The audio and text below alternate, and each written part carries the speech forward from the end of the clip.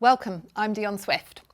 I would like to talk to you about hoops. It's one of the subjects I am more passionate about, shall we say. There are good hoops in the world and there are bad hoops in the world. This one also has a positive in that this inner section is bound with cloth, and that helps to give added grip and hold on fabric.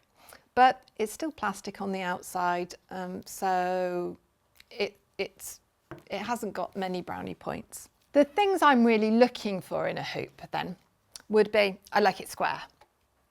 It helps for my picture orientation and proportioning. And this bracket here, it's heavy, it's not going to bend, so that when I screw the tensioning bolt here, it really does clamp and tension my fabric.